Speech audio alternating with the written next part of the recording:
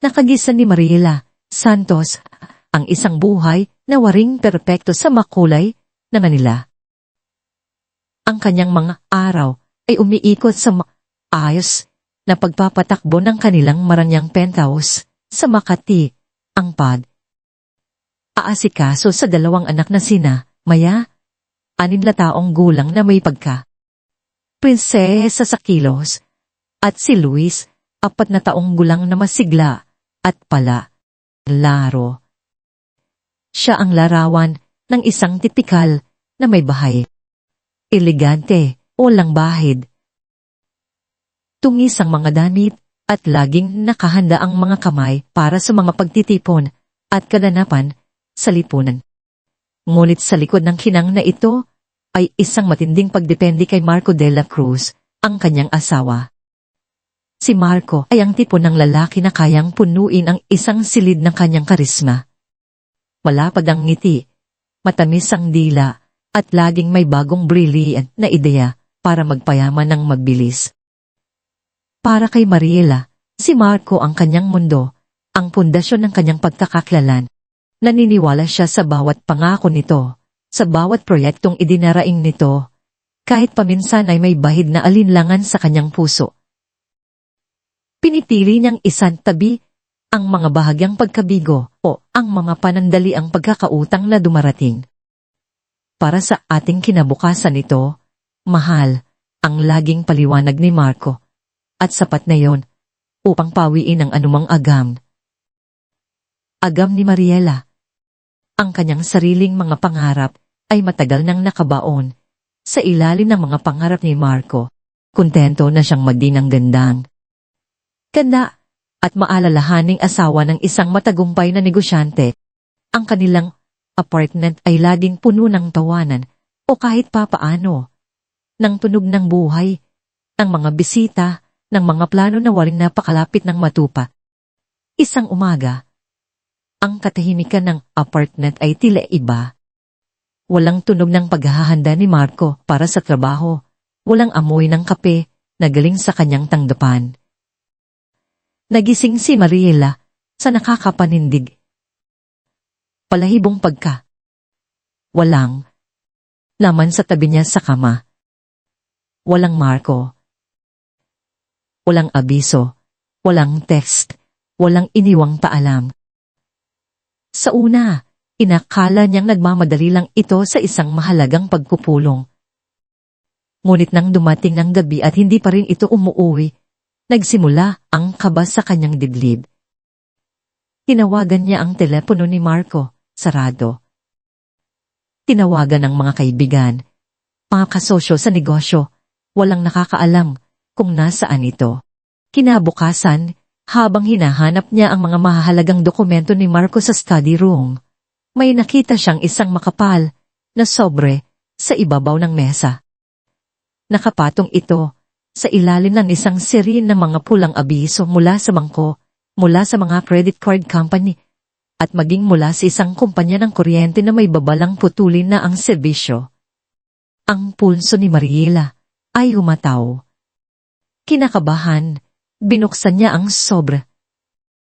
Sa loob ay hindi tara, kundi isa pang tumpok ng mga unpaid bills at isang maikling liham na nakasulat sa pamilyar na sulat. Kamay ni Marco. Ang mga mata ni Mariela ay naglakbay sa bawat salita at bawat isa ay tila suntok sa kanyang sikmura. Mariela, mahal, unihingi ako ng paumanahinin. Nagkamali ako. Malaki. Ang tanging ari. Area na naiwan sa atin ay ang lumang hasyenda ng aking lolo sa Baranay Maligaya, Batangas. Iyan ang puhunan ko sa huling pagtatangka na ayusin ang lahat. Alam kong mahirap, pero kailangan nating magsimula muli doon. Alam kong kaya mo, ingat kayo, ng mga bata. Marco. Ang papel ay naninginig sa kanyang kamay. Hasyenda. Maligaya. Ang lahat ng kanyang pangarap, ang lahat ng kanyang seguridad, ay biglang naging abo. Ang mga luha ay kumawala nang walang pigil. Kasabay ng isang nakakapinsalang impit na sigaw na hindi niya alam na kanyang gawin. Ang magsimula muli ay hindi panghihikayat. Isa itong brutal na pagtatakwil. Iniwan siya ni Marco sa isang tambak ng utang at isang ari. Arian na hindi niya alam kung paano pang nasiwaan. Sa isang lugar na hindi niya alam kung nasaan. Ang takot ay lumalamon sa kanya. Takot para sa kanyang sarili at higit sa lahat para sa kanyang mga anak. Sa natitirang kaunting pera mula sa kanyang ipon, na ibinenta pa niya ang kanyang mga paboritong alahas at ilang designer bag, napilitang lisanin ni Mariela ang marangyang apartment na naging saksi sa kanilang waring perpetong buhay. Pitbit ng dalawang anak, si Maya at Luis, at ilang maleta na puno ng damit at panggamit. Sumakay sila sa isang bus patungong Batangas. Ang biyahe ay mahaba at nakakapagod.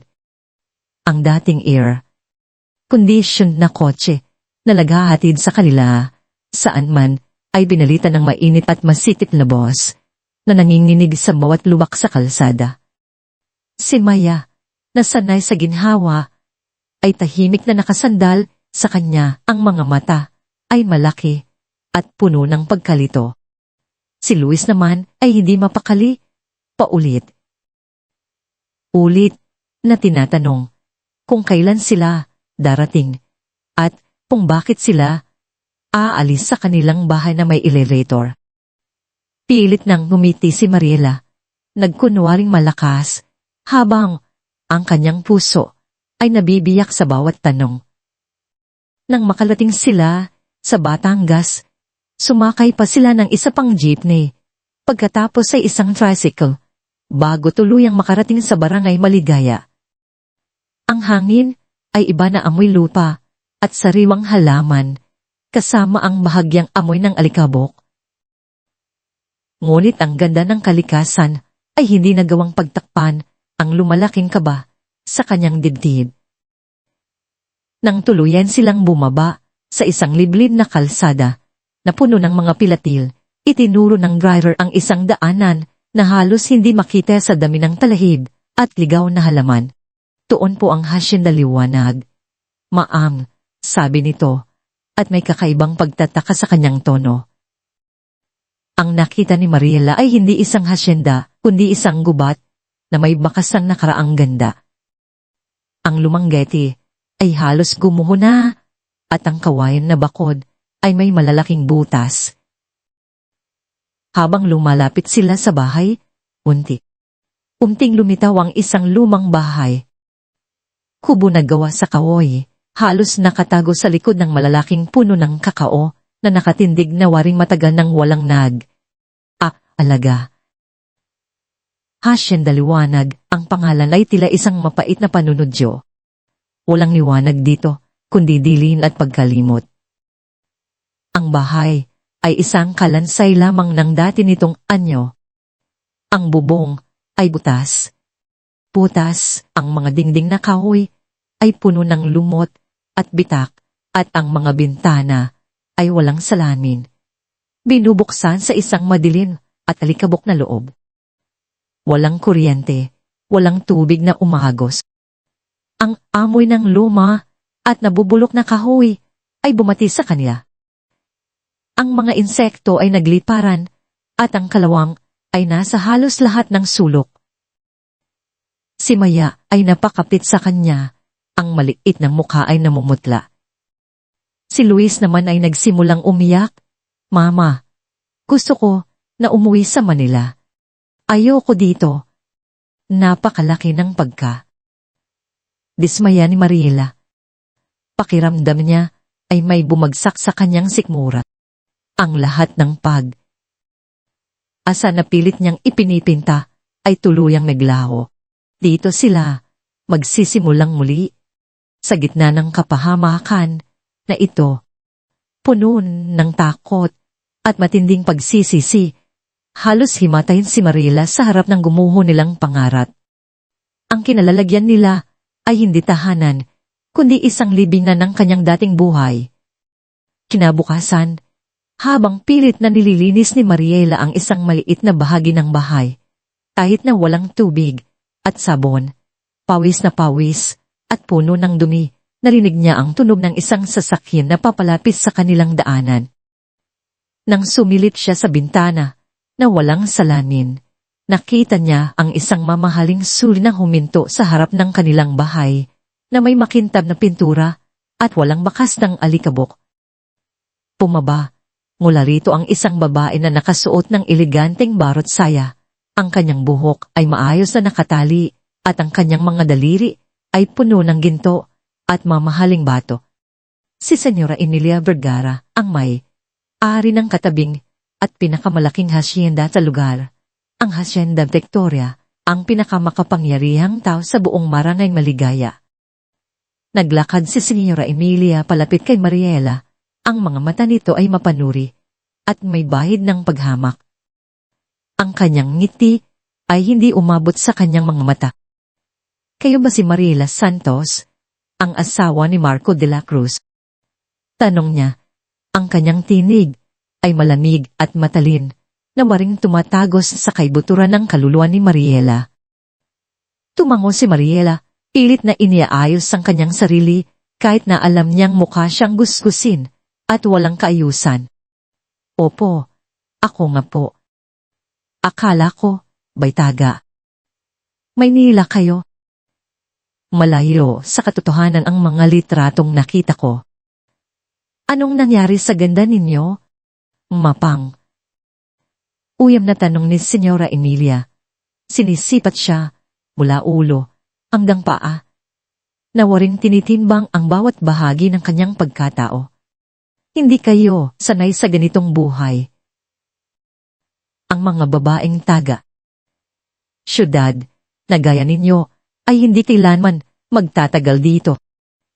Ang mga salita ni Senyora Emilia ay parang mga kutsilyo na humihiwa sa natitira pang dignidad ni Mariela.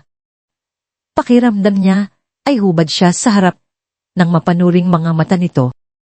Naririnig niya ang mga anak niya na nakakubli sa likod ng pintuan. Pinitigilang huminga. Pinagpapawisan lang po ako, Senyora. Sinusubukan ko lang po ayusin ang bahay, pilit niyang depensa, kahit na ang boses niya ay nanginginig. Pahay? Ito.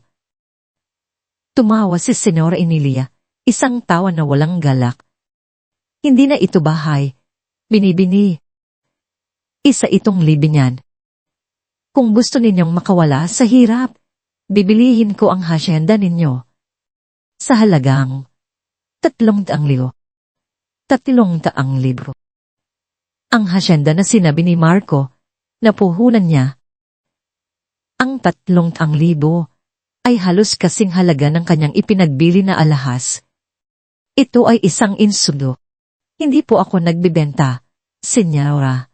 Sagot ni Mariela, kahit na ang bawat hibla ng kanyang pagkatao ay nanginginig. Dito po kami titira ng mga anak ko.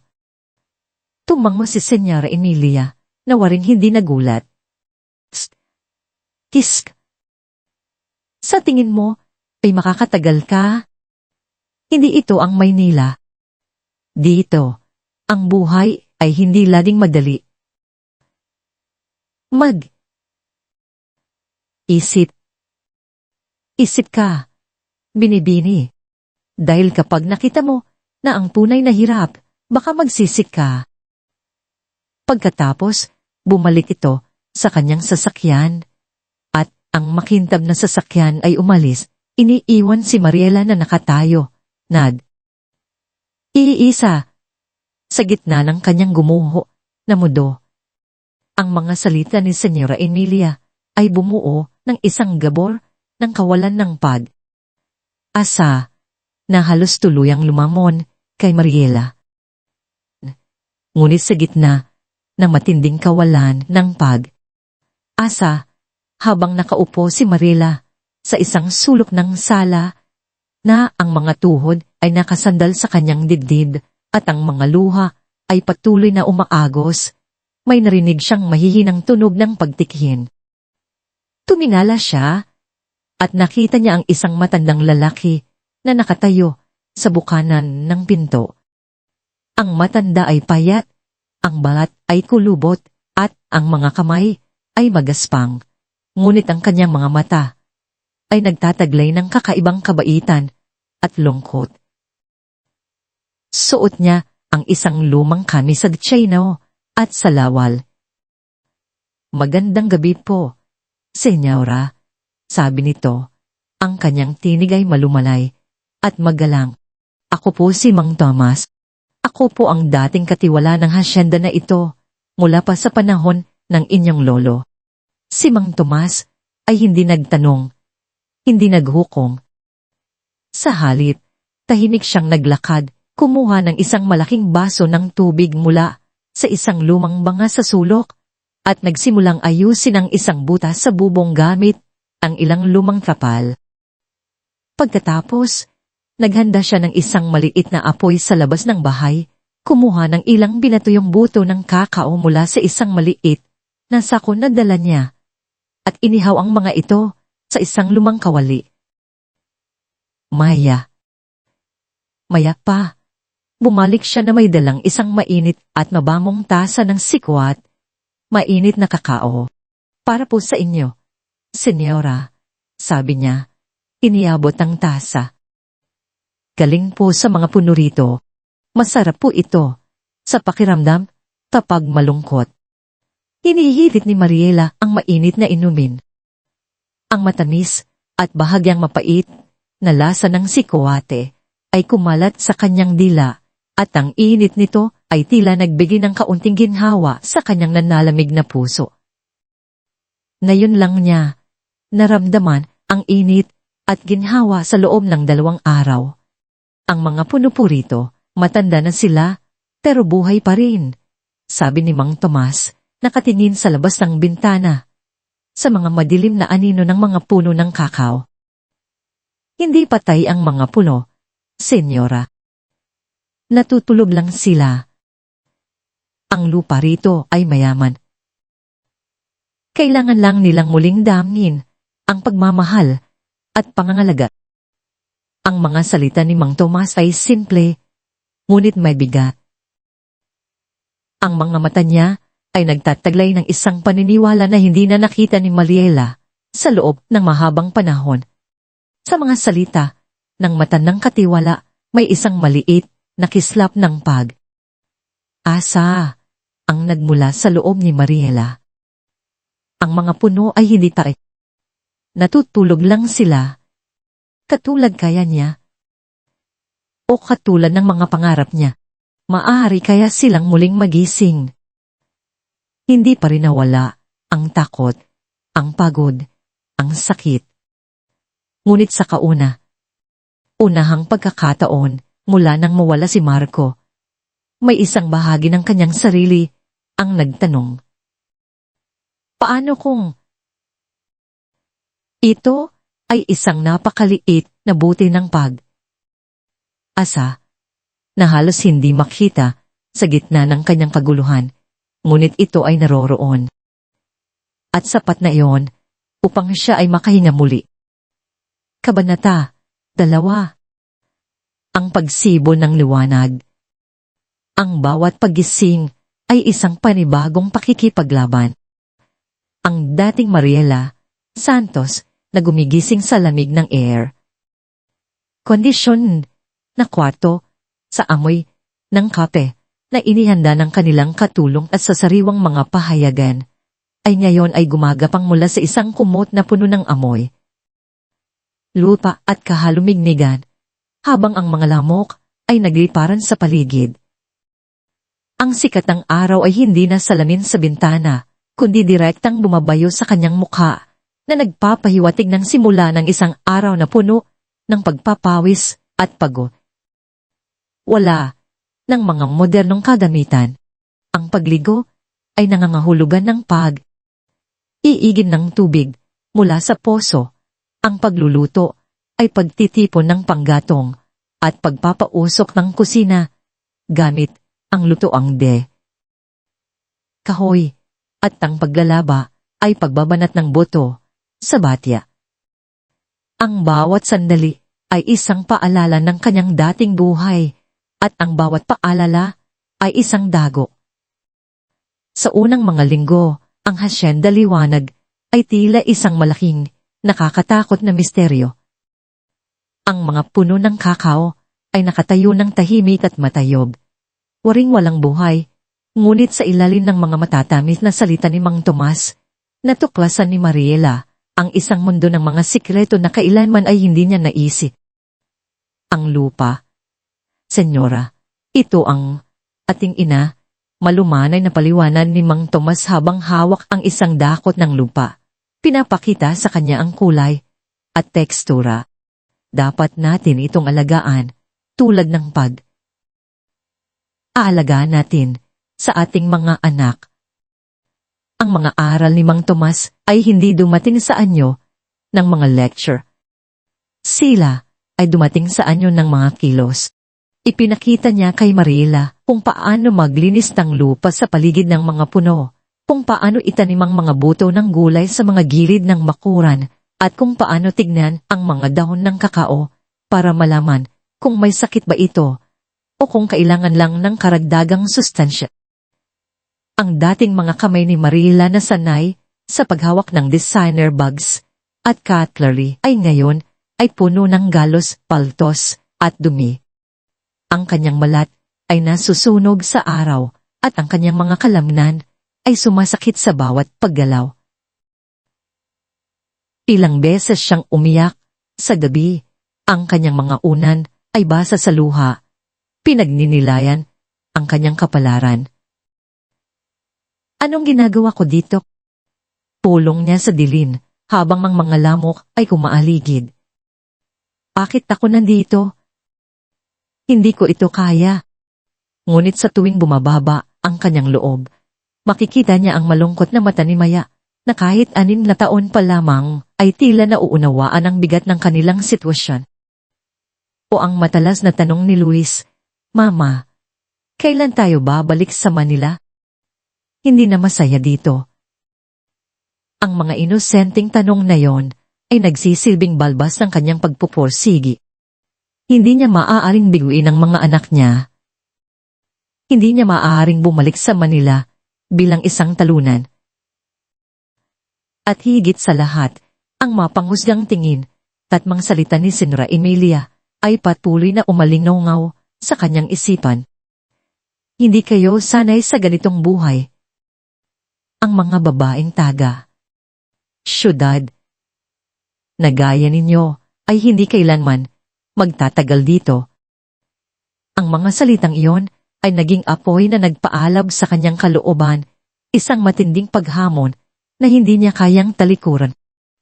Isang araw, habang ginagabayan siya ni Mang Tomas sa paglilinis ng mga talahib, may nakita si Mariela na isang kakaibang tutas na nakasabit sa isang puno ng kakao. Malaki ito, kulay dilaw. Kahel, at may mga uka. Oka. Kakao yan, senyora, sabi ni Mang Tomas, na waring nabasa ang kanyang iniisip. Hinog na. Pinalo ni Mang Tomas sa ang bunga gamit ang isang mahabang patpat, at bumagsak ito sa lupa. Nang buksan niya ang bunga, lumabas ang mga buto na nababalutan ng puting sapal. Ito ang puso ng kakao, paliwanag ni Mang Tomas. Dito, nagsisimula ang lahat. Nagsimula si Mariela sa isang bagong yugto ng kanyang pag-aaral. Ang paggawa ng tebeya. Ipinakita ni Mang Tomas sa kanya ang buong proseso na nagsisimula sa pagbuburo. Kailangan nating alisin ang puting sapal, senyora, upang mas lumabas ang lasa ng kakao. Itinuro niya kung paano ilagay ang mga buto sa isang kahon na gawa sa kahoy na nababalutan ng dahon ng saging at hayaan itong magpabulok sa loob ng ilang araw. Ang amoy sa simula ay kakaiba, bahagyang maasin at mapait, ngunit sa bawat araw na lumipas, nagbabago ito. Ito ang trabaho ng mga mikrobyo, paliwanag ni Mang Tomas. Sila ang nagbibigay tuhay sa kakao. Matapos ang pagbuburo, susunod ang pagpapatiyo. Ikalat ang mga buto sa banig na kawayan sa ilalim ng araw at paikuti ng mga ito ng regular upang pantay ang pagkatuyo. Araw. Araw. Susuriin ni Mariela ang mga buto, hahaplusin ang mga ito at aamoy ng pabago. Bagong aroma nito. Ito ang unang pagkakataon na naramdaman niya ang isang koneksyon sa produkto sa lupa. Ngunit ang pinaka, nakakatuwa at pinaka mahirap na bahagi ay ang paglaroas at paggiling. Sa isang lumang kawali na gawa sa bakal, inihaw ni Mariela ang mga buto sa ibabaw ng apoy na gawa sa kahoy. Ang buong bahay ay napuno ng matamis at bahagyang mapait na amoy ng inihaw na kakao, isang amoy na nagpapakalma sa kanyang puso. Ito ang unang pagkakataon na naramdaman niyang nasa tamang lugar siya, na mayroong siyang ginagawa na may kabuluhan. Ang paggiling naman ay isang tunay na pagsubok. Gamit ang isang tradisyonal na gilingan na bato na tinatawag na nrit, kailangan niyang durugin ng mga inihaw na buto hanggang sa maging isang malapot na pasta. Ang bawat pagdurog ay nangangailangan ng lakas ng bisig, ng pagpapawis at ng pagtitiyaga. Ang kanyang mga bisig ay sumasakit, ngunit ang bawat ikot ay naglalabas ng mas maraming langis mula sa kakao na nagiging isang makinis at makintab na pasta. Sa huling bahagi, inuha niya ang pasta at hinubog ito sa maliliit, bilog na tabliya. Ang bawat bilog ay hindi lamang isang produkto, kundi isang tagumpay. Ito ang resulta ng kanyang pawis, ng kanyang mga luha, ng kanyang pagtitiyaga. Hawak niya ang unang tabliya at sa unang pagkakataon, sa mahabang panahon, nakaramdam siya ng tunay na pagmamalaki. Hindi ito isang bagay na binili, kundi isang bagay na nilikha mula sa lupa, sa kanyang mga kamay, sa kanyang pagpupursigi. Sa kanyang mga kamay, Mariela ay may hawak na isang basket na puno ng kanyang mga unang gawang tabliya. Nakaayos sa mga ito sa loob ng mga dahon ng saging na parabang mga munding kayamanan. Pinili niya ang kanyang pinakamagandang damit, isang lumang blouse na nakita niya sa isang bowl, at pilit na inayos ang kanyang buhok. Ang kanyang puso ay kumakabog habang tinatahak niya ang kalsada patungo sa palengke ng kalapit na bayan, kasama si Mang Tomas at ang mga bata. Ito ang unang pagkakataon na aalis siya sa maligaya na may tiyak na layunin. Ang magbenta. Ang palengke ay isang panibagong mundo para kay Mariela. Ang ingay ng mga tawaran, ang amoy ng sariwang isda, gulay, at mga prutas, ang siksikan ng mga tao. Lahat ay nakakabingi at nakakapanibago. Naghanap siya ng isang maliit na pwesto sa isang sulok, inilatag ang kanyang banig, at inilabas ang kanyang tabla. Ngunit walang pumansin. Ang mga tao ay nagmamadali, ang mga tingin ay dumaan lang sa kanya, waring isa lang siyang estranghero na walang lugar sa kanilang mundo. Naramdaman ni Mariela ang bigat ng pagkabigo. Ang kanyang tiwala sa sarili ay unting lumiliit, at ang mga salita ni Senyora Emilia ay muling umalingaw sa kanyang isipan. Nang malapit na siyang sumuko at balakin ng umuwi, may lumapit sa kanya. Isang babae na may malapad na ngiti, ang kanyang mukha ay bilog at busog, at ang kanyang mga kamay ay sanay sa paghawak ng sandok. Si Aling Sol, ang may-ari ng tanyag na karinderya sa bayan, na kilala sa kanyang masarap na champorado. Ang karinderya ni Aling Sol ay laging puno ng mga tao na naaakit ng amoy ng sariwang luto. Aba, binibini, Anong binibenta mo? Tanong ni Aling Sol. Ang kanyang tinig ay mainit at bukas. Kakao po, Aling Sol. Luwa po sa amin ni Hacienda. Sagot ni Mariela. Bahagyang nanginginig ang boses. Kinabukasan ni Aling Sol ang isa sa mga tabliya, inamoy, at pagkatapos ay ngumiti. Amoy pa lang, alam kong masarap na. Kung gayo'y bibilihin ko lahat. Gagawin kong siyangpurado para sa aking mga suki. Halos himatayin si Mariela sa tuwa at gulat. Lahat. Maraming salamat po, Aling Sol. Magkano po? Nagbigay si Aling Sol ng isang makatarungang presyo at pagkatapos ay ngumiti. Pero binibini, payo ko lang. Kailangan mo ng mas magandang lalaan. Hindi ka mapapansin kung ganyan lang. At kailangan mong ipagmalaki ang iyong produkto. Sabihin mo kung bakit espesyal ang kakao mo. Hindi lang binili ni Aling Sol ang kanyang mga tablya. Nagbigay din siya ng payo.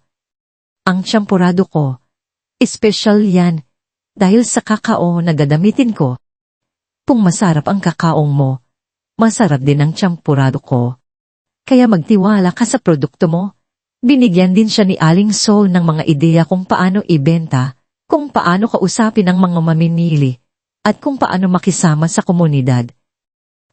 Sa mga sandaling iyon, naramdaman ni Mariela na hindi na siya iisa.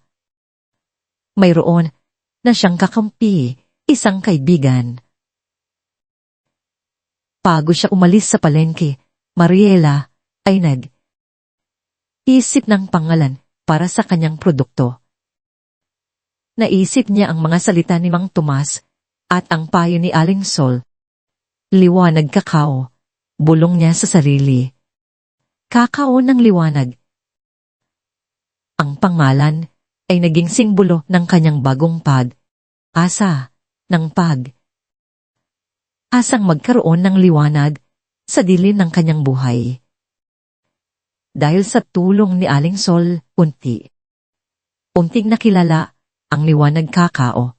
Regular na bumibili si Aling Sol at ang kanyang syampurado na gawa sa kakao ni Mariela ay lalong naging sikat. Nagkaroon na ng mga unang suki si Mariela sa palengke at mayroon ng mga naghahanap sa kanyang tablya. Ngunit sa bawat tagumpay, may kaakibat na pagsubok. Ang panahon ay hindi laging paborable. Mayroong mga araw na umaabot ang tagtuyot na nagpapahina sa mga puno at mayroong mga peste na biglang sumusupot na sumisira sa mga bunga ng kakao. Isang umaga, habang iniinspeksyon ni Mariela ang mga puno, nakita niya ang mga butas sa mga bunga at ang mga dahon ay may mga batik. Kakao food borer, senyora, sabi ni Mang Tomas. Ang kanyang mukha ay seryoso. At may fungus din. Ang unang solusyon na naisip niya ay ang gumamit ng kemikal. Nakita niya kung paano gamitin ni Senyora Emilia ang mga pesticide sa Hacienda Victoria na nagbibili ng malaking ani. Ngunit may nakaraan si Mariela sa Manila kung saan nakita niya ang masamang epekto ng polusyon. Naaalala niya ang mga balita tungkol sa mga sakit na dulot ng kemikal. Higit sa lahat, ang kanyang mga anak ay naglalaro sa hacienda. Paano kung sila ang maapektuhan? At naaalala niya ang payo ni Mang Tomas tungkol sa pag-aalaga sa lupa. Mang Tomas, sabi ni Mariela, ayoko pong gumamit ng kemikal. Hindi po ba pwedeng natural na paraan? Ngumiti si Mang Tomas na waring umaasa sa tanong na yon. Aba, oo naman, senyora. May mga paraan ng kalikasan para protektahan ang sarili. Kailangan lang nating matutuo sa kanya. Dito, nagsimula ang isa pang yugto ng aral ni Mariela. Tinuruan siya ni Mang Tomas kung paano gumawa ng natural na pataba mula sa dumi ng hayop at mga pinagbalatan ng halaman. Tinuruan din siya kung paano gumawa ng natural na pesticide mula sa neem tree at sili na mabisa laban sa mga pest, ngunit hindi nakakasama sa kapaligiran at sa tao. Ang mga pamamaraang ito ay nangangailangan ng mas maraming pagod, mas maraming oras, at mas maraming tiyaga.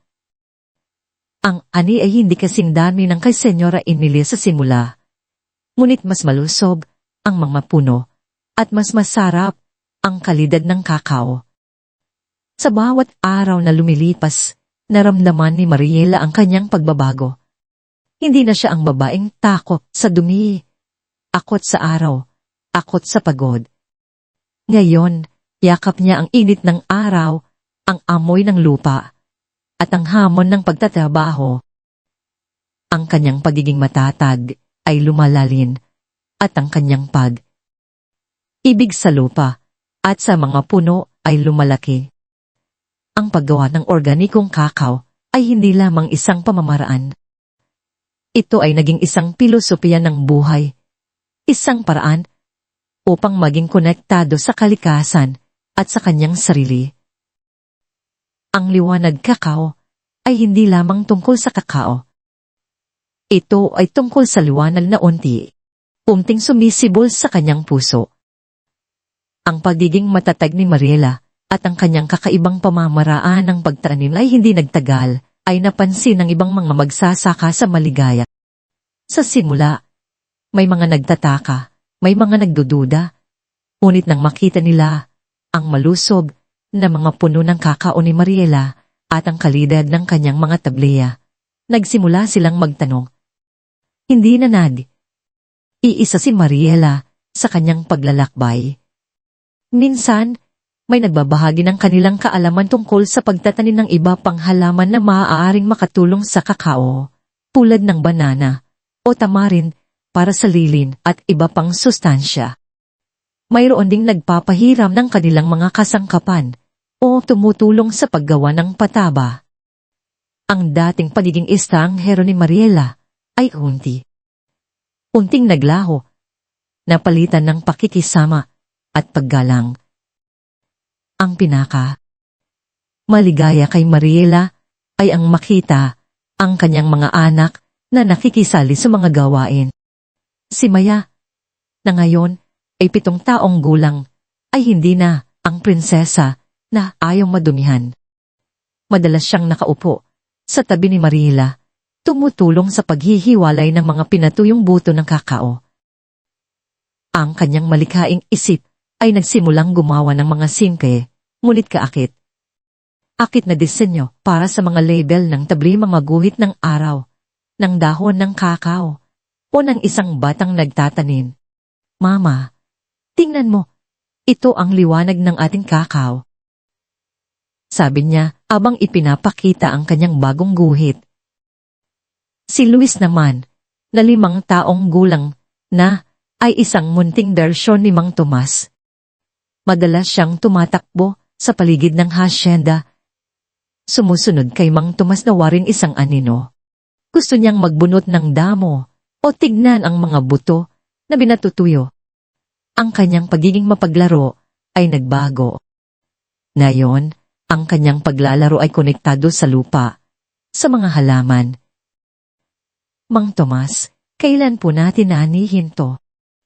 Tanong niya na may pagkasabik sa kanyang tinig.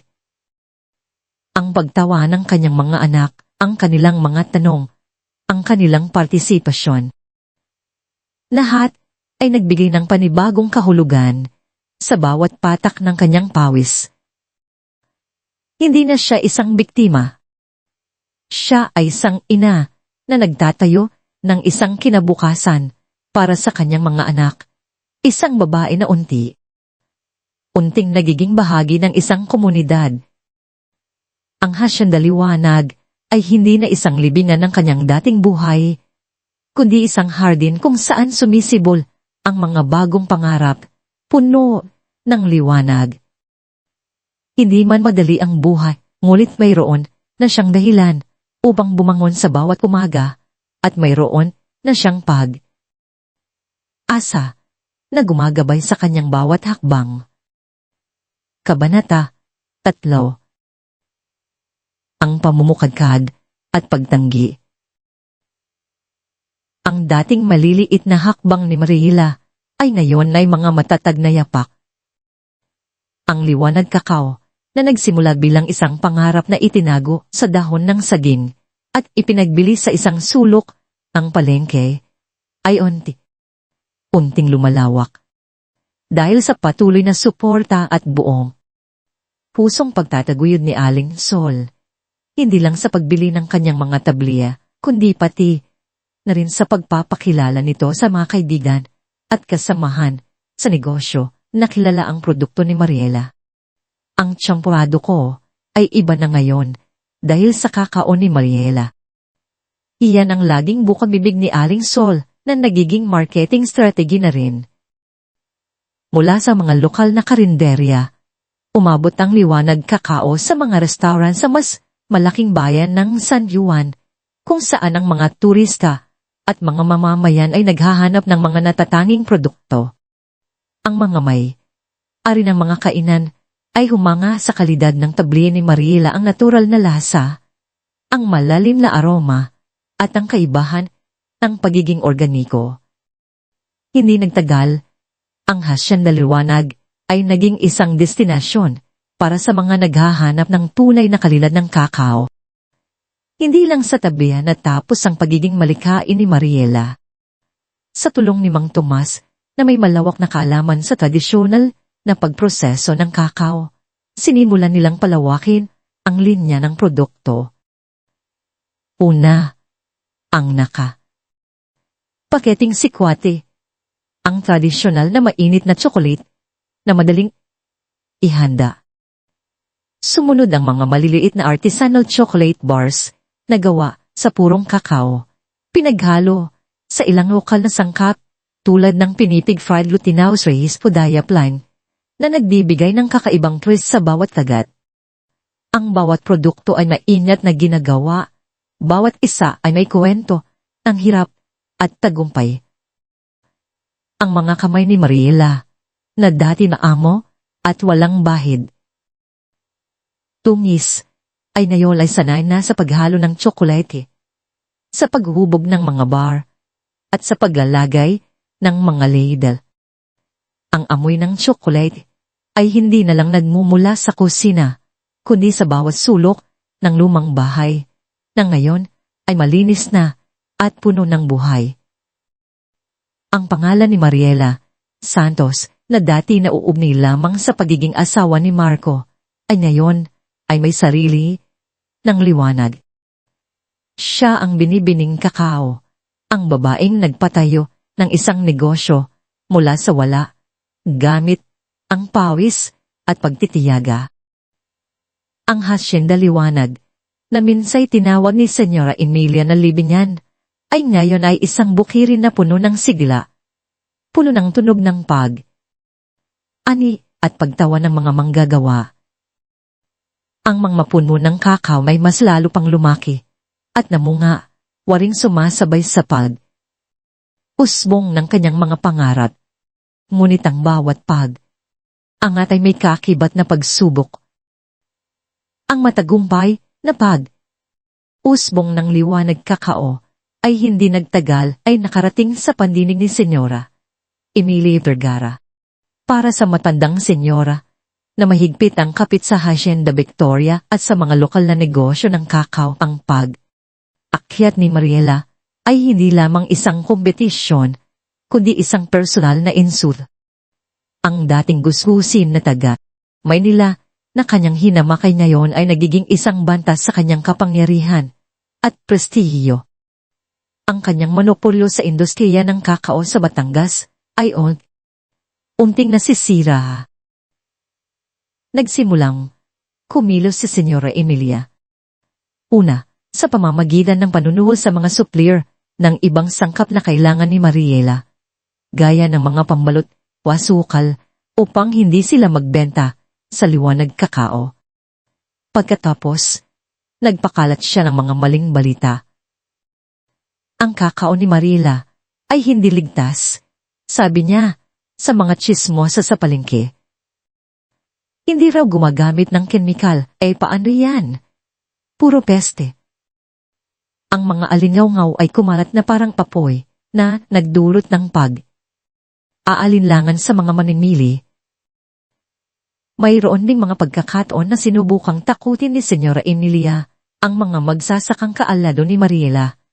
Pinagbabantaan silang aalisan ng kanilang mga lupain kung patuloy silang makikitod. Ugnayan sa liwanag kakao. Isang araw, habang si Mariela ay nasa palengke, may isang matandang magsasaka na lumapit sa kanya. Ang kanyang mukha ay puno ng takot. Senyora Mariela, pasensya na po. Hindi na po ako makakapagbenta sa inyo, sabi nito. Ang kanyang tinig ay nanginginig. Pinagbantaan po ako ni Senyora Emilia. Kapag hindi ko raw itigil ang pagbebenta sa inyo, aalisin niya ako sa aking lupain. Ang mga salita ay tila bumagsak sa kanyang balikat.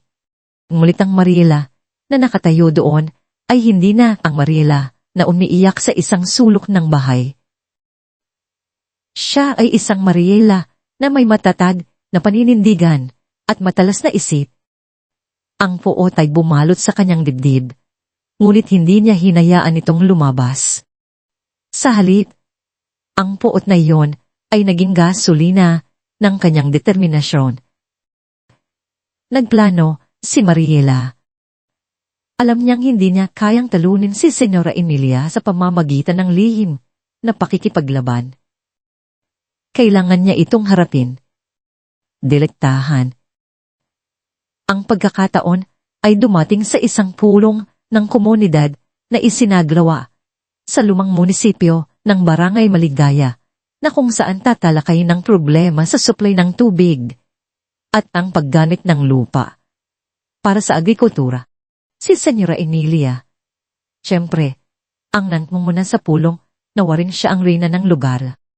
Umupo si Mariela sa isang upuan sa likuran ay himik na nakikinig sa mga talumpati at tiliklaw.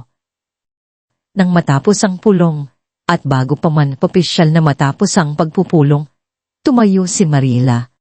Senyora Emilia, ang kanyang tinig ay malinaw at matatag na umalingaw sa buong bulwaran. At ang lahat ay napalingon. Mayroon po akong ilang katanungan tungkol sa inyong sinasabing tulong sa komunidad. Biglang nagbago ang mukha ni Senyora Emilia. Nagulat ito na may naglakas. Tuog na hamunin siya. At sino ka naman, binibini, para kwestiyonin ang aking pamamalakad? Sarkastikong tanong nito. Ang kanyang tingin ay matalin na waring gusto siyang laslasin. Ako po si Mariela Santos, ang may-ari ng Hacienda Liwanag, sagot ni Mariela. Direkta ang tingin sa mata ni Senyora Emilia. At bilang isang magsasaka at miyembro ng komunidad na ito, may karapatan po akong magtanong. Bakit po tila may mga magsasaka tayong takot na magbenta ng kanilang produkto sa ibang bumibili? Bakit po tila may mga balita na kumakalat na hindi totoo tungkol sa mga organic na produkto? At bakit po tila ang inyong tulong sa komunidad ay laging may kapalit na pagkontrol? Ang bulwagan ay natahimik. Ang mga magsasaka ay nagtinginan, ang iba ay nagbulungan. Ang galit ay kumukulo sa mukha ni Senyora Emilia, ngunit hindi ito makasagot ng direkta dahil alam niyang nasa harap sila ng maraming tao. Pilit itong ngumiti, Mariela. Hindi mo naiintindihan ang mga bagay. Bagay dito. Ang urbanisadong kita lang ang mga pinaglalaban mo. Ang naiintindihan ko po, Senyora, ay ang pagtitiwala ng mga magsasaka. Ang naiintindihan ko po ay ang karapatan ng bawat isa na magkaroon ng malinis na ani at malinis na hangin. At ang naiintindihan ko po ay ang kahalagahan ng pagrespeto sa bawat isa, anuman ang pinagmulan, matapang na dugtong ni Mariela. Ang tunay na lider ay hindi nagtatakot sa competition. Ang tunay na lider ay inspirasyon sa iba na maging mas mahusay. Ang mga salita ni Mariela ay bumalik sa buong bulwagan na waring sumasampal sa mukha ni Senora Emilia. Hindi na ito makasagot. Ang mga magsasaka ay napangiti at may iilan na nagpalakpakan. Sa araw na yon, hindi lang ang liwanag kakao ang nagtagumpay. Nagtagumpay din ang isang babaeng naglakas. Loob na tumayo para sa kung ano ang tama. Sa gitna ng tagumpay at paghamon, isang gabi, habang naghahanda si Mariela ng hapunan, may kumatok sa pintuan. Nang buksan niya, halos himatayin siya sa gulat. Nakatayo sa labas basang pasa ng ulan, payat na payat at may malalim na mga bagahit sa mata, ay si Marco de la Cruz, ang dating matikas at taakit. Akit na Marco ay nawala na. Ang kanyang damit ay gusgusin at ang kanyang mga sapatos ay puno ng putik. Wala na ang kumpiyansa sa kanyang mga mata, napalitan ng kawalan ng asa at pagmamakaawa. Mariela, mahal, ang kanyang tinig ay basag at malungkot. Umalik ako. Pinagsisisihan ko ang lahat. Patawarin mo ako. Ang bahay na yon ay dating gumuho at madilim. Ngayon, ito ay maliwanag, malinis, at puno ng buhay. Ang amoy ng sariwang luto ay bumati kay Marco, at ang mga padler na kahoy ay pininturahan na ng maliliwanag na kulay. Ang mga anak niya, si Maya na ngayon, ay 12 taong gulang at si Luis na 10 taong gulang ay nakaupo sa sala nagbabasa. Ang lahat ay kabaligtaran ng kanyang inasahan. Mariela, na may hawak na sanok sa kanyang kamay, ay hindi gumalaw. Ang kanyang puso ay walang emosyon. Walang galit, walang sakit, walang kalungkutan. Tila, ang nakaraan ay isang lumang aklat na kanyang naisara na, "Pumasok ka, Marco," sabi niya. Ang kanyang tinig ay kalmado at matatag. Umupo si Marco sa isa sa mga upuan sa hapag. Kainan, ang kanyang mga mata ay nanunubok sa bawat sulok ng bahay. Hindi ako makapaniwala, Mariela. Nagawa mo ang lahat ng ito. Ang bawat salita ay may bahid ng paghanga at pagsisisi. Nagawa ko ito dahil kailangan, sagot ni Mariela, walang emosyon sa kanyang tinig. Para sa mga anak natin. Para sa akin. Nagsimulang magkwento si Marco tungkol sa kanyang mga kabiguan.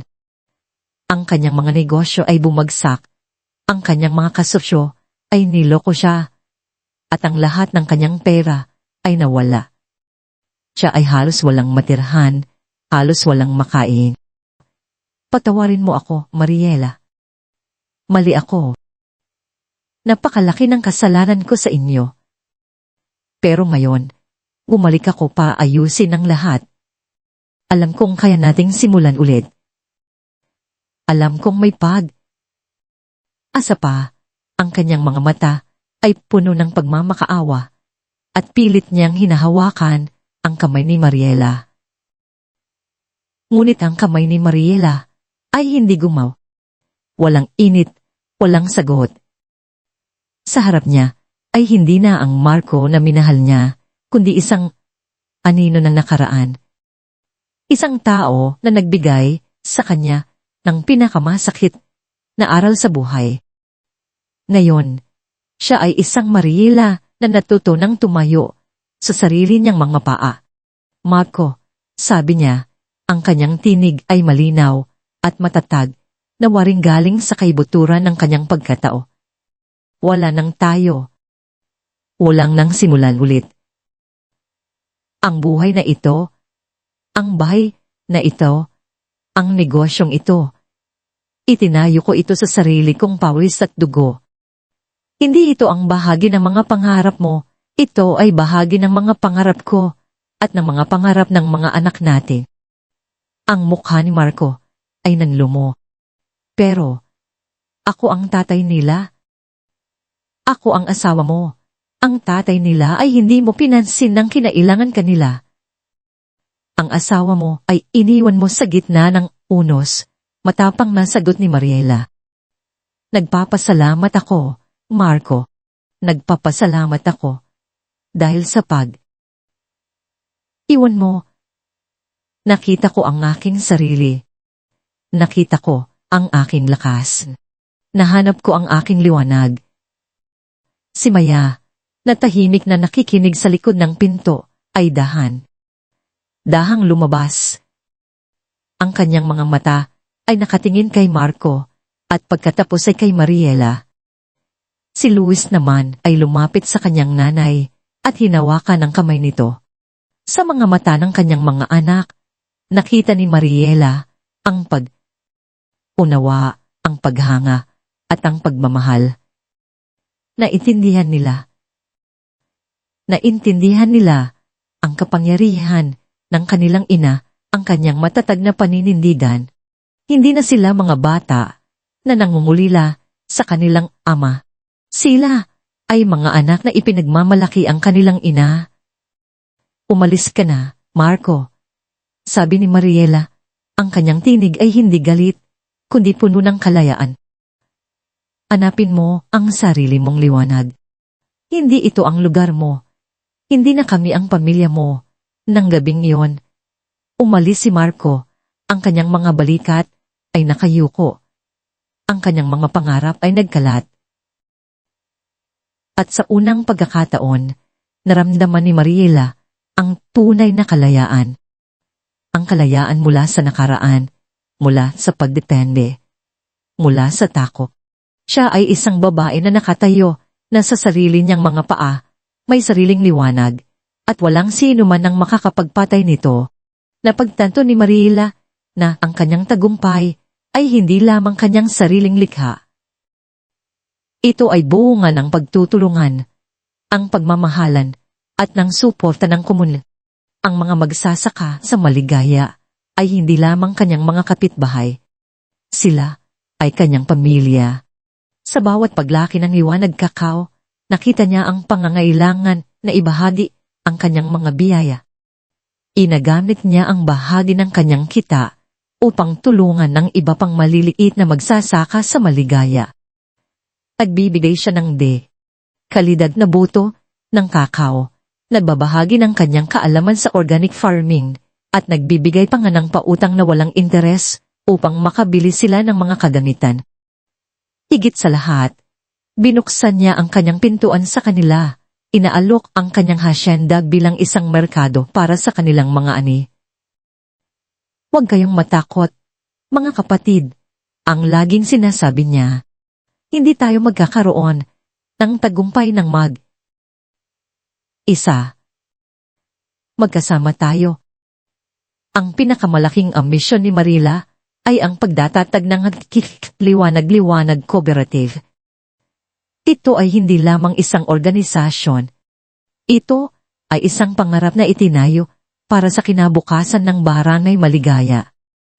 Sa kooperatiba, ang mga magsasaka ay maaaring magbahagi ng kanilang kaalaman, mag-access ng mas murang mga materyales at magbenta ng kanilang mga produkto sa mas mataas na presyo nang walang takot sa pananamantala ng mga middleman o ng mga abusong may-ari ng lupa. Ang mga pulong ng kooperatiba ay nagiging sentro ng buhay sa komunidad, puno ng tawanan, diskusyon, at pagpaplano para sa kinabukasan. Ang lumang munisipyo na pinagdausan ng kanyang unang paghaharap kay Senora Emilia ay ngayon ay isang malaking, bagong tayong sentro ng kooperatiba. Ito ang lugar kung saan ang mga magsasaka ay nagtitipon, nag-aaral at nagpaplano ng kanilang kinabukasan. Sa bawat pagtatayo ng pader, sa bawat bubong na ikinakabit, nakita ni Mariela ang katuparan ng kanyang pangarap hindi lamang para sa kanyang sarili, kundi para sa buong komunidad. Dito, ang bawat magsasaka ay may boses, bawat isa ay may pag-asa. Ito ang lugar kung saan ang liwanag ng isang hasyenda ay kumalat at nagbigay ng liwanag sa buong barangay. Ito ang simula ng sentro ng kooperatiba ng liwanag, ang lugar na ating nasaksihan sa simula ng kwento, kung saan si Mariela, na yon ay isang iginagalang na lider, ay nagbibigay ng inspirasyon sa mga kapwa niya magsasaka. Ang mga anak ni Mariela ay hindi lamang mga saksi sa kanyang pagbabago. Sila ay naging aktibong bahagi ng kanyang pamana. Si Maya, na ngayon ay isang dalagang 16 na taong gulang, ay namana ang artisikong talento ng kanyang ina at ang kanyang matalas na mata sa detalye. Ang kanyang pagmamahal sa sining at disenyo ay naging mahalagang bahagi ng Liwanag Kakao. Siya ang responsable sa pagbuo ng tatak ng produkto, sa pagdidisenyo ng mga pakaging na hindi lang kaakit, kundi nagpapakita rin ng kultura at kasaysayan ng Batangas. Ang kanyang mga disenyo na puno ng makulay na ilustrasyon ng mga puno ng kakao, ang mga magsasaka, at ng araw na sumisikat ay nakakuha ng atensyon ng mga mamimili sa mga syudad. Ang bawat kahon ng Liwanag Kakao ay hindi lamang naglalaman ng produkto, kundi ng isang piraso ng sining, isang kwento ng tagumpay. Ang bawat produkto, Mama, ay dapat may kaluluwa, ang laging sinasabi ni Maya habang inilalatag ang kanyang mga bagong gawa. Si Luis naman, na 14 na taong gulang na, ay lumaki na may malalim na pagmamahal sa lupa at sa mga halaman. Siya ang munting anino ni Mang Tomas, na ngayon ay matanda na, ngunit patuloy pa rin nagbabahagi ng kanyang karunungan. Si Luis ay naging kanang kamay ni Mariela sa pamamahala ng hasyenda. Siya ang namumuno sa pag-aalaga ng mga puno ng kakao, sa paghahanap ng mga bagong paraan upang mapabuti ang ani, at sa pag-eksperimento sa mga bagong uri ng kakao na mas matibay at mas masarap. Ang kanyang pagiging praktikal at analytical ay nagbigay ng bagong dimensyon sa negosyo. Mas marami tayong matututunan sa lupa, Mama, kaysa sa anumang libro, ang laging sabi ni Luis, habang inaalagaan ang kanyang mga bagong tanim. Ang dalawang magkapatid ay hindi na naghahanap ng kanilang sariling mga pangarap sa labas ang maligaya. Sa halip, natagpuan nila ang kanilang mga landas sa loob ng pamana ng kanilang ina na nagpatuloy na lumago. Sila ang susunod na henerasyon ng liwanag, ang mga tagapagmana ng liwanag na nagmula sa isang hamak na hasyenda. Ang kanilang mga talento na pinagsama sa walang katapusang pagmamahal at dedikasyon ng kanilang ina ay tinitiyak na ang Liwanag Kakao ay hindi lamang magpapatuloy kundi lalong lalago na magbibigay inspirasyon at pag-asa sa mga susunod pang henerasyon. Ang liwanag ay hindi na lang para kay Mariela, kundi para na sa buong angkan at sa buong komunidad na kanyang pinaglingkuran. Ang dating pinagtatawanan at minamaliit na hasyenda Liwanag, na minsay tinawag na libingan ng mga pangarap, ay hindi na lamang isang pangalan sa Barangay Maligaya. Ito ay naging isang huwaran, isang tatak na kinikilala sa buong kapuluan ng Pilipinas. Ang Liwanag Kakao ay hindi na lang tablihe na ipinagbibili sa sulok ng palengke. Ito ay simbolo ng kalidad na walang kapares ng pagpupunyagi na nagmumula sa puso at ng agrikulturang organiko na may paggalang sa kalikasan. Mula sa mga maliliit na pamilihan sa Batangas, Sumikilab ang interes ang mga mamimili sa Metro Manila, sa mga maunlad na syudad ng Cebu, at maging sa mga malalayong probinsya ng Davao. Ang mga artisanal chocolate shops sa mga sikat na malls ay naghahanap. Hanap ng kanilang kakaibang tabliya at chocolate bars na laging nauubos sa loob lamang ng ilang oras. Ang mga high-end restaurants na dati nakatuon lamang sa mga imported na produkto ay ngayon ay ipinagmamalaki ang kanilang mga desserts na gawa sa purong liwanag, kakao, na may pagbanggit pa sa inspirasyonal na kwento ng babaeng nagbangon mula sa wala. Ito ay hindi lamang tungkol sa tsokolat. Ito ay tungkol sa isang matapang na kwento ng pagbangon mula sa pagkakalugmok. Isang kwento ng asa na lumaganap, tulad ng isang sariwang hangin sa buong bansa. Si Mariela Santos, ang dating ginang natakot sa putik at araw, ang dating asawa na buong buhay ay umasa sa asawa, ay ngayon ay isang iginagalang na personalidad sa larangan ng agrikultura at negosyo. Ang kanyang kwento ay naisulat sa mga pabalat ng mga pangunahing pahayagan na feature sa mga documentary show sa telebisyon at naging isang makapangyarihang inspirasyon sa libong kababaihan at magsasaka sa buong bansa. Hindi lamang siya kinilala bilang isang negosyante, kundi bilang isang leader na may puso at malasakit para sa kapwa. Isang boses para sa mga walang boses. Ang kooperatiba ng liwanag na kanyang itinatag, na nagsimula sa isang maliit na grupo ng mga magsasaka, ay lumago ng napakabilis at ngayon ay may daan. Daan ng miyembro na nagmumula sa iba't ibang probinsya na gustong matuto mula sa kanilang modelo ng sustainable at organic farming. Ang kooperatiba ay naging isang sentro ng kaalaman at teknolohiya kung saan ang mga magsasaka ay nagbabahagi ng kanilang mga ani, nagtutulungan sa paggawa ng pataba, at nagtatatag ng mga bagong proyekto para sa ikauunlad ng kanilang komunidad na may diin sa pagprotekta sa kalikasan. Ang gobyerno, sa wakas, ay napansin ang kanilang tagumpay. Ibinibigay sa kanila ang mga grants at subsidies para sa mga organic farming initiatives, at ang kooperatiba ng liwanag ay naging isang benchmark para sa sustainable agriculture sa Pilipinas. Isang modelo na ipinagmamalaki sa buong mundo. Ang dating pananalita ni Mariela na hindi tayo magkakaroon ng tagumpay ng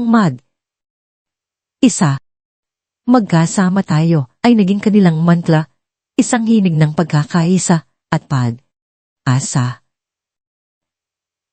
Ang kanyang bawat hakbang ay hindi lamang para sa kanyang sarili o sa kanyang pamilya, kundi para sa bawat butil ng pag-asa na inihasik niya sa lupa at sa puso ng bawat magsasaka na pinilit niyang ibalik ang dignidad. Isang tahimik na hapon, habang si Mariela ay nagbubuklat ng mga dokumento sa kanyang opisina sa ikalawang palapag ng sentro ng kooperatiba, isang maluwag at mahangin na silid na may malalaking bintana na binubuksan sa tanawin ng lundiyang mga bukirin at asul na langit, isang sulat ang dumating. Hindi ito galing sa bangko, hindi galing sa supplier, at hindi galing sa gobyerno. Ito ay isang ordinaryong sobre, walang palamuti, na may bahagyang luma at kulay. Kapi na papel. Ngunit ang sulat, kamay sa ibabaw nito, ay pamilyar, bagaman may bahid ng pagod at pagbabago. Ito ang sulat. Kamay ni Marco. Ang kanyang pangalan, Mariela Santos, ay nakasulat ng maingat at bahagyang nanginginig. Hindi niya kailanman inakala na makakatanggap pa siya ng sulat mula dito, lalo na matapos ang kanilang huling paghaharap.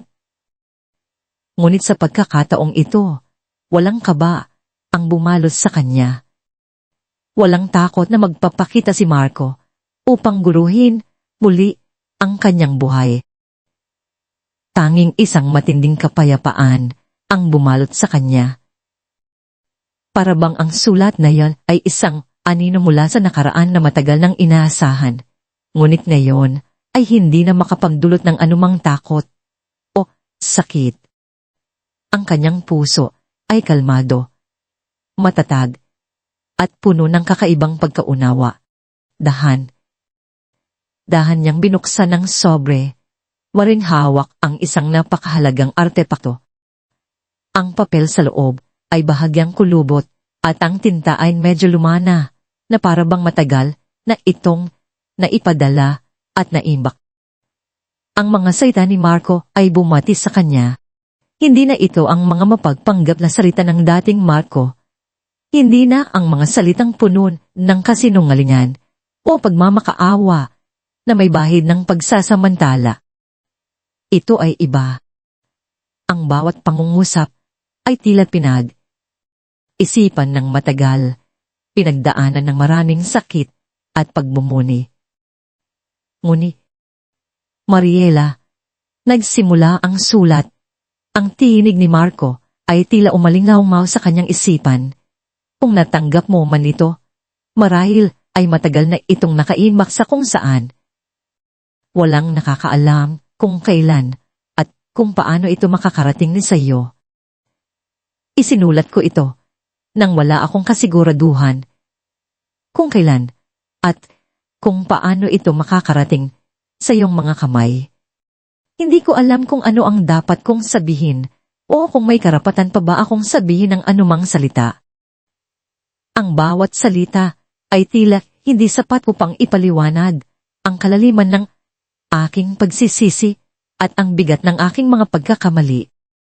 Matapos kong iwan kayo, patuloy ang sulat na wala ko. Tuluyan akong nagkagulo. Sinubukan kong makabangon sa dati kong paraan sa pamamagitan ng mga mabilisang kita at mga walang kwentang proyekto. Ngunit bawat hakbang ko ay puro pagkakamali, puro pagkadapa. Ang mga pangarap na ipinangako ko sa iyo ay naging abo at ako mismo ay naging abo rin.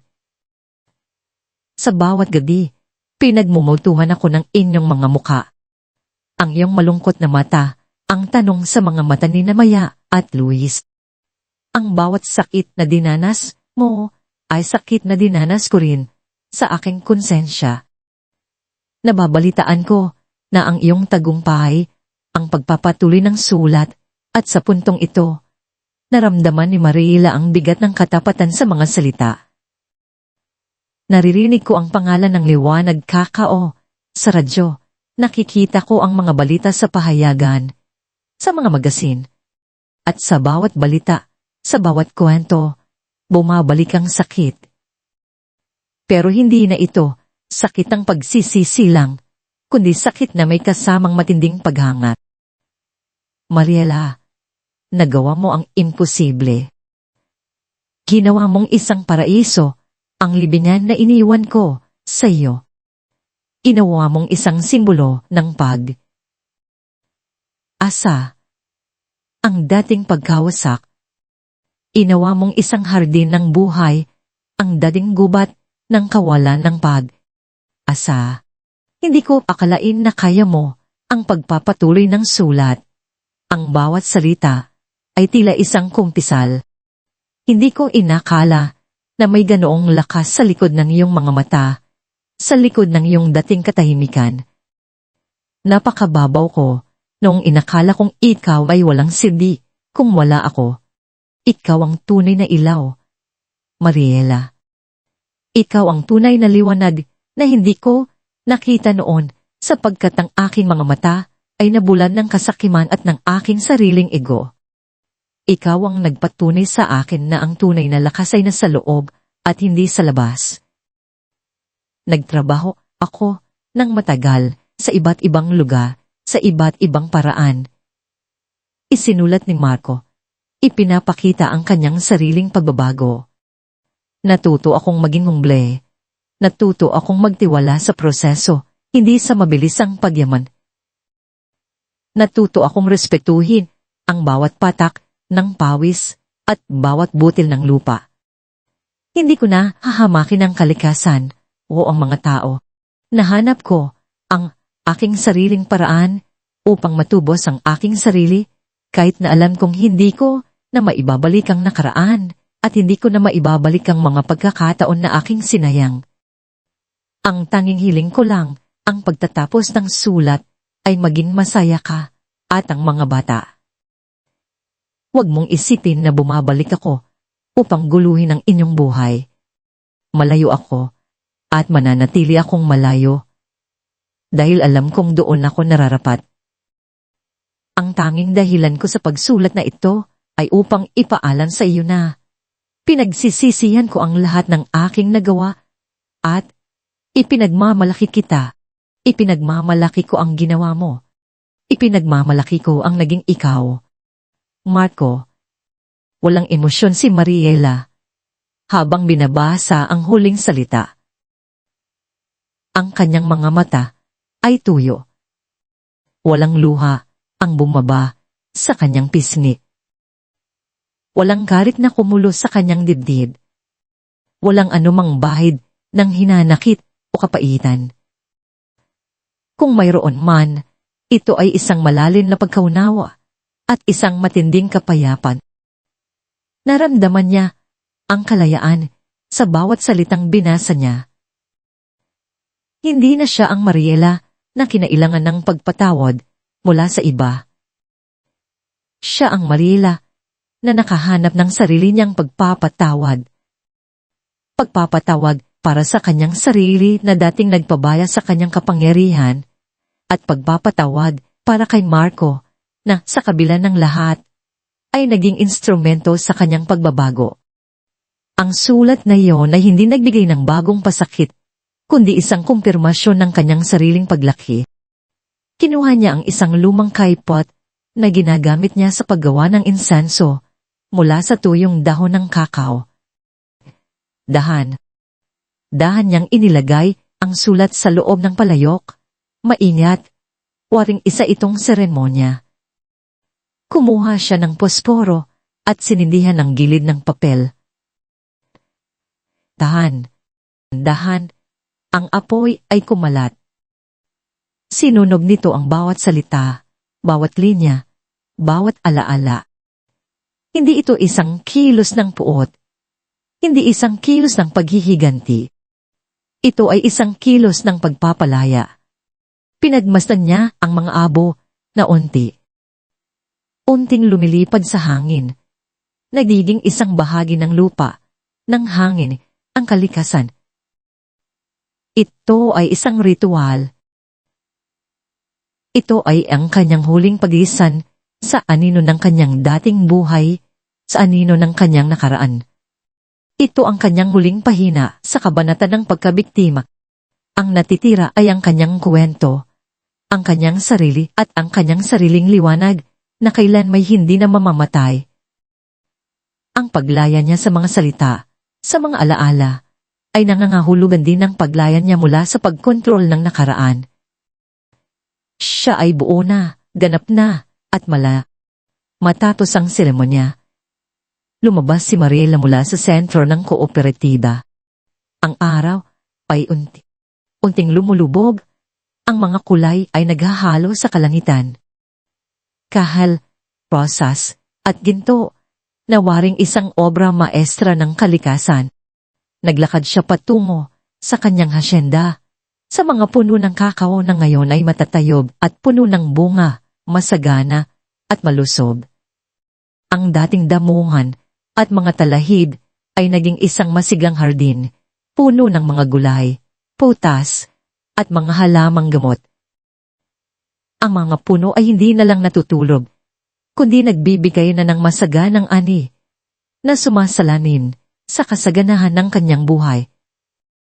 Ang bawat dahon ay tila kumikinang sa sinag ng araw, ang bawat bunga ay puno ng pangako ng mas maraming tsokolat, ng mas maraming pag-asa. Sa ilalim ng isang malaking puno ng kakao, na dating pinaglalaroan nina Maya at Luis, nakaupo si Mang Tomas. Ngayon ay matanda na siya, ang kanyang buhok ay puting. puti na tulad ng bulak, at ang kanyang mga galaw ay mabagal at mainat. Ngunit ang kanyang mga mata ay nananatiling malinaw, puno ng kabaitan at pagmamalaki, na waring nakikita ang lahat ng tagumpay na kanilang pinagsamahan. Nagbabasa siya ng isang lumang libro tungkol sa indigenous plants. Ang kanyang mga kamay ay kulubot, ngunit matatag pa rin. Ngumiti siya nang makita si Mariela, isang ngiti na puno ng paghanga at pagmamahal, isang ngiti na nagsasabing nagawa mo, Senyora. Sa tabi niya, si Luis, na ngayon ay isang binata na ay abala sa aaral ng mga bagong uri ng kakao. Ang kanyang mga kamay ay sanay na sa lupa, sa paghawak ng mga buto at dahon. Ang kanyang mukha ay seryoso, puno ng pagtatalaga sa kanyang nahanap na pasyo. Si Maya naman, sa di kalayuan, ay drawing sa kanyang sketchpad na pinaplano ang bagong disenyo para sa susunod na produkto ng Liwanag Kakao. Ang kanyang mga guhit ay puno ng buhay, puno ng kulay, na sumasalamin sa kanyang asa at pagmamahal sa sining at kultura ng kanilang lugar. Mula sa malayo, naririnig ni Mariela ang tawanan at uusap ng mga magsasaka sa sentro ng kooperatiba. Mayroon silang pulong, marahil ay pinaplano ang susunod na ani o nagdiwang ng isang maliit na tagumpay na kanilang pinaghirapan. Ito ang tunog ng isang komunidad na nabuhay muli, isang komunidad na kanyang itinayo. Ito ang tunog ng asa na nagmumula sa pagkakaisa at pagtutulungan. Hindi na niya kailangan ng mga salita ni Senyora Emilia o ang pagmamakaawa ni Marco upang makita ang kanyang halaga. Ang kanyang halaga ay nakikita sa bawat ngiti ng mga magsasaka, sa bawat bunga ng kakao na kanilang inaani, sa bawat guhit ni Maya, at sa bawat tanim ni Luis. Ang kanyang halaga ay nasa pamana na kanyang iniwan. Napagtanto niya na ang tunay na lakas ay hindi ang pagtakas mula sa kahirapan, kundi ang pagharap dito ng buong tapang at may pananampalataya. Ang tunay na tagumpay ay hindi ang pagkamit ng kayamanan para sa sarili, kundi ang pagtatayo ng isang pamana ng asa at pagbibigay. Kapangyarihan para sa iba, para sa susunod na henerasyon. Ang Hacienda Liwanag ay hindi na lang isang hacienda. Ito ay isang pamilya, isang komunidad, isang simbolo ng pagbabago at asa. Ang liwanag nito ay hindi lamang nagliliwanag para sa kanya, kundi lumaganap sa buong baranay maligaya at patuloy na nagbibigay ilaw sa mga pangarap ng mga susunod na henerasyon. Ang bawat butil ng kakao ay may kwento, at ang bawat kwento ay puno ng liwanag. Ang liwanag ng isang babaeng naglakas, loob na magsimulang muli at nagtagumpay. Ito ang pamana ng liwanag. Ito ang walang hanggang asa na kanyang iniwan sa puso ng bawat Pilipino.